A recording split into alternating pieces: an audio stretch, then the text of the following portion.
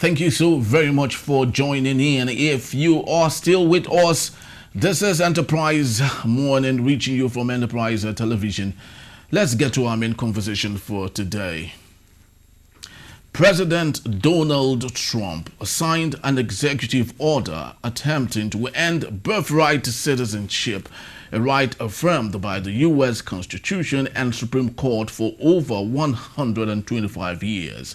Trump directed federal agencies to stop issuing citizenship documents to children born in the U.S. to parents who are not citizens or legal residents. This order, not applied retroactively, is to be enforced within 30 days but faced immediate legal challenges from the American Civil Liberties Union and other groups. The 14th Amendment guarantees citizenship to all persons born or naturalized in the U.S. Trump's action aims to reshape immigration policy, citing national security and public health concerns. He invoked presidential powers to suspend U.S. asylum law, allowing officials to block migrants' entry and expel them, asserting an invasion at the southern border. This drastic shift in policy is expected to spark extensive legal battles and public debate. That's our say for today. Now let's have the conversation. Doing that with me, I am honored to have Mr. Kenneth Ikenwa. He is an educator and also a public affairs analyst. Good morning to you, Kenneth, and thank you so very much for your time. We truly do appreciate you. Good morning, ETV. Good morning, Harry. Happy New Year. Happy New Year to you. My greatest pleasure to join you this morning. Thank you. Thank you so very much for your time. Now, let's get into the matter today. But I would love to start by asking you your take because, of course, every citizen of the world, they all have different perspectives to what's going on in the United States, especially as against Kamala Harris and Donald Trump. I would love to have your take on that. What do you think of Donald Trump making it once more as the 47th President of the United States of America? Well, I would want to congratulate President Donald J. Trump on his second ascent to the American throne. Unfortunately, that throne and that time frame will last for just 4 years. And I hope that he can make the best use of that 4 years to actually change the growing narrative about his intentions and about the possibility that he may be too mercantilist, he may be too protectionist about the United States economy. And we cannot for now say whether these decisions and these policies that are coming. I think he signed almost 150, over 78 executive orders on his first day in office, first night in office. We can't say for sure whether these policies are going to move the American economy forward and the impact that it will definitely have on the general global economy.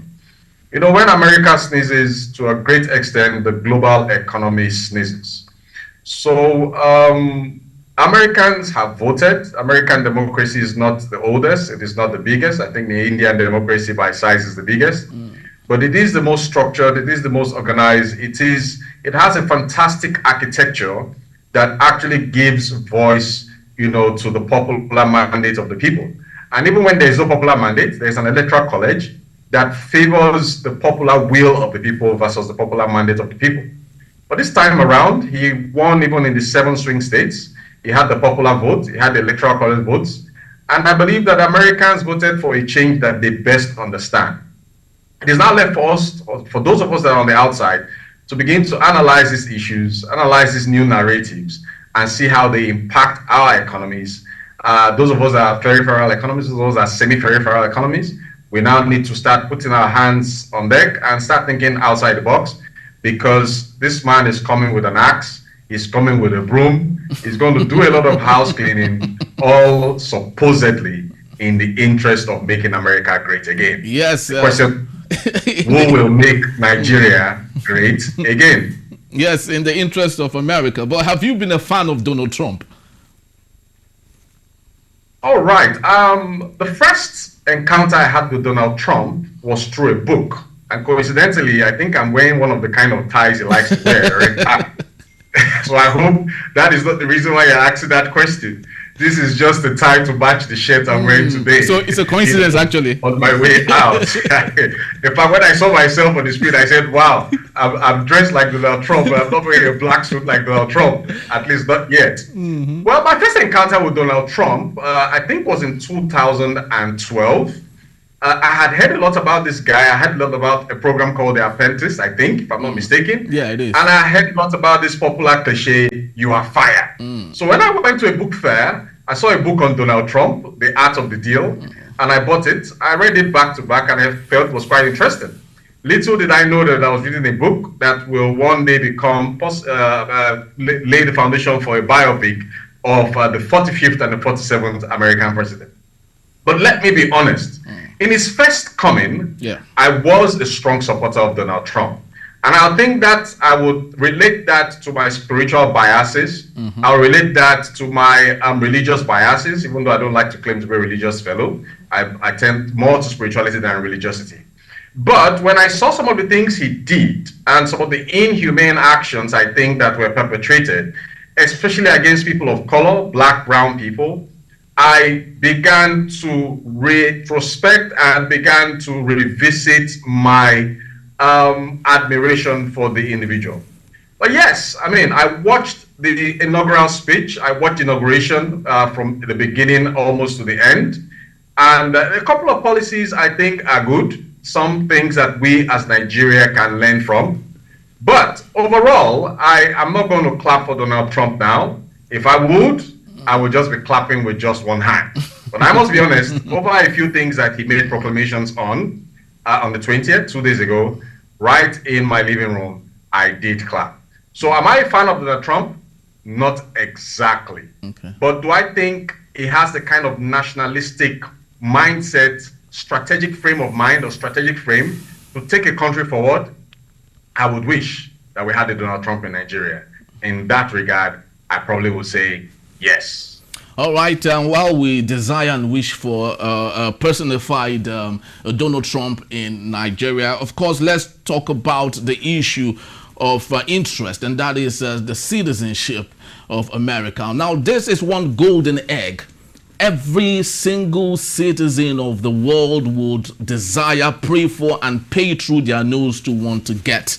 And right before our face in 2025, a system that's been around for 125 years is about to be cut short by Donald Trump. Speak to us on this particular matter, especially as regards Nigerians in the United States. Records have it that there are about 800,000 Nigerians living in the United States. In that number, 400,000 of them were born in America, which means they are certified citizens of America. Now, speak to us on this particular matter and your take on it. Well, that matter is quite an emotional one for me because I was invited to the United States 24 years ago, all expense paid. A job was waiting for me, and I declined that offer. Really? I'm sure you want to ask me why I declined. Yeah, please do. It's interesting to know why. I was a patriotic Nigerian. I believed so much in my country, Nigeria. I was willing to stay back as a young fellow to build Nigeria, to pursue what in my mind I had framed up to be a Nigerian dream. And so I possibly would have said by now, if I'd accepted that offer, I will be on the other side, carrying an American passport. Most definitely. Don't ask me if I have regrets, but let's come back to the subject matter. No, if we may, do you have any regrets? Do you have any regrets? Well, Sarah, whatever will be, will be. I mean, I am almost 50 now, and I am still very positive about Nigeria. When people ask me if I want to leave, I tell them it's too late to leave. Where am I going to? We're going to dig it out here. We're going to sort our country out. You guys can go. You'll come back and meet us. But I promise you, my generation, and I will take it upon myself to see that Nigeria is fixed. So help me God. So do I regret that action? In hindsight, when you see how and what people have made of Nigeria today, the bogus governance systems, the celebration of crime and democracy, and the growing culture of deviance, delinquency everywhere. You begin to wonder, should I have taken that option? But all of us cannot go, and all of us are not destined by providence to go. Those of us that are here should make the best use of our time here, and should do that adding value in whatever sphere or ramifications of society we can and we find ourselves. So let's get back to the subject matter. The cancellation of birthright citizenship in Nigeria, a law that has been existing, a privilege that has been existing in the last 125 to 150 years. He had touted this, I think, right from his first term, that it was not right and that America was the only country, being the biggest economy in the world, being the strongest country in the world, that would allow this. I don't think that is the case. I think to an extent, Nigeria allows it. I think Mexico allows it. I think it is still obtainable in Canada. I don't know the circumstances or the legal, laws around that. But I know that if you are born in Canada, you are entitled to be a citizen. Yeah, definitely, yeah. In America, the same thing. But I heard him clearly when he signed that executive order that America is the only country that does that. That needs to be fact-checked, and I'm doing that already. That's not correct.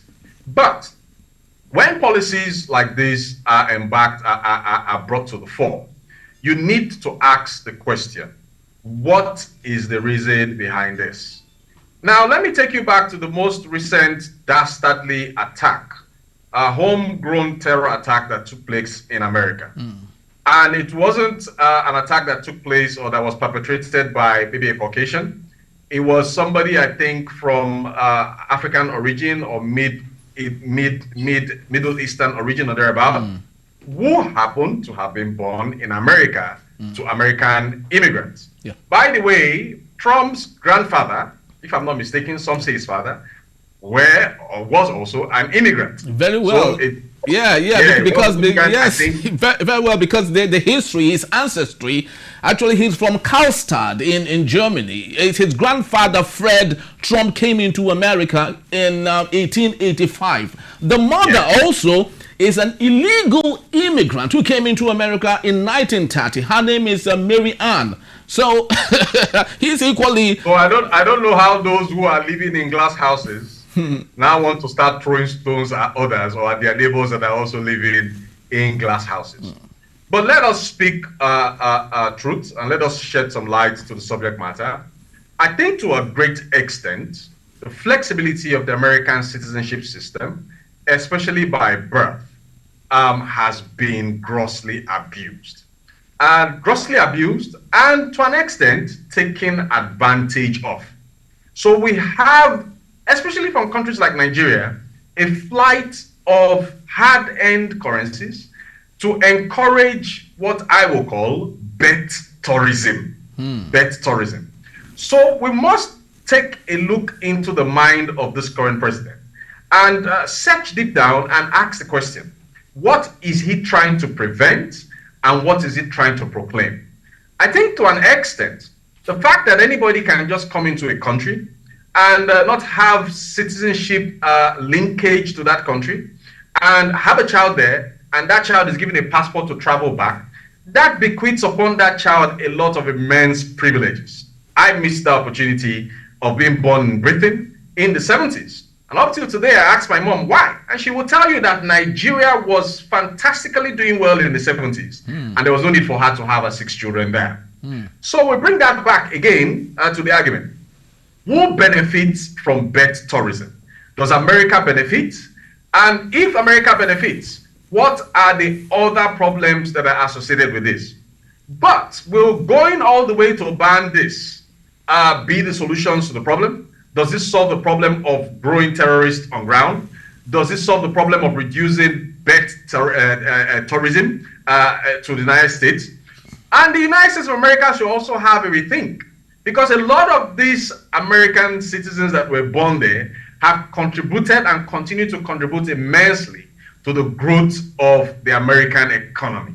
So I want to believe, like I heard on one of the news media, international news media yesterday, an American platform, that even from his party, not less than 1/3 of the senators from his party are already resisting that move. Because many of them, most of them, some of them, including the President Secretary of State, enjoyed that privilege by being born in America to Cuban immigrants that came into America by foot. So how do you take a look at that from that perspective and now say those that are in America for the same purpose should not enjoy the same privilege? I'm sure this is going to bring battles with a lot of dagger heads drawn at each other. And like one of the commentators said yesterday, this issue would definitely end up at the Supreme Court. But let's not forget, about to 10 of the members of the Supreme Court were appointed by Republican presidents, and I think 2 of them were appointed by Trump. Most likely, they may swing in the direction of Trump's initiative and of Trump's policies. Yes, let's see how this works out. Yes, very well said. You know, one thing that's very interesting about the United States of America is that the system is actually curated in a way to conform or morph whoever is in charge, you know, to work in accordance to the system. The personality cannot be bigger, have never been bigger than the system. But let's domesticate this particular matter. As much as we look at what happens in bigger developed nations around the world, let's take a look at Nigeria, a situation where we have this penchant of people telling other people, especially Nigerians, to go back to their states because they are not needed here, or maybe because a little bit of similar issue like the United States. Speak to us on this particular matter. Are we not even doing worse than what the United States is doing, especially with what Donald Trump has just done? Well, I'm an individual that lives my life based on scripture, and the scripture says, if the foundation be broken, what can the righteous do? And so we invert that question and ask, if the foundations in Nigeria were not right, what can the current generation of, in fact, current generations of Nigerians actually do about it? First of all, let's go back to the beginning. How did we become a nation of nations? How did we become a nation of nations? Put together, about 350 of us of different ethnic groups, cleavages, tongues, and origins were forced together, you know, to become the giant of Africa. And indeed, we're leading in different ways and different strides, and with different strides and in different areas of human endeavor. Even abroad, Nigerians are well celebrated, Nigerians are well thought of in some areas and in some countries abroad. So, I think that the kind of political structure and the kind of political culture and the kind of political incentives that the colonial or the colonialists, I do not, you know, subscribe to calling them colonial masters, the colonialists left behind for Nigeria, to a great extent is responsible for the depths of ethnic chauvinism that we are beginning to find in Nigeria. Now, this is not something that started today. As a young, small boy growing up with my father, who rose to be an assistant inspector general of police in the Nigerian police force, and retired in 1995, we could see how people from other parts of the country, my father was from Bendel and later Delta, my mother is Yoruba, we could see, even within that structure, even within the paramilitary structure, even when it came to giving admission for national common entrance, when it came to giving admission to federal unity schools, federal government colleges, we could see the discrimination, we could see, the ethnic chauvinism, the discrimination that came with all of that. Now, could things be otherwise? And are we beginning to see a new crop of politicians that will redefine this existing narrative? I think to an extent, yes. Recently, I think in Enugu, one of the southeastern states, I won't mention it so I don't fall a victim of making a mistake. An individual that finished his youth service, who hailed from Edo State, was appointed as the head of service in that state, in a southeastern state. That's Abia State, actually. Okay, thank you very much. State. And Alex Oti actually made that possible. One would not have thought in my father's time in the Nigerian police, in the civil service, one would not have thought that possible some 25, 35 years ago. we should give kudos, some kudos at least to this present president.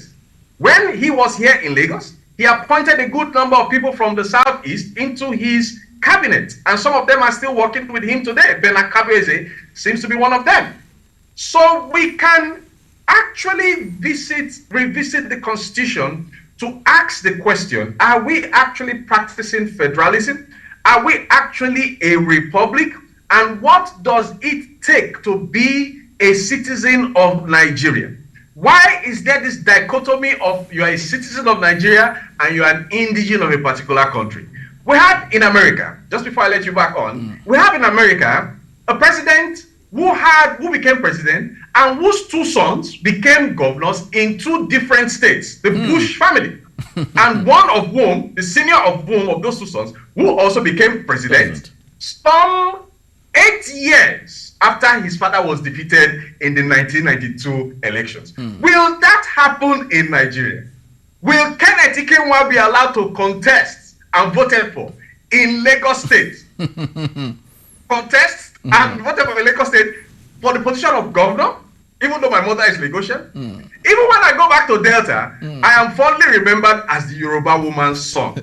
So we have this big problem in our country. And I hope this present leadership can do something about that.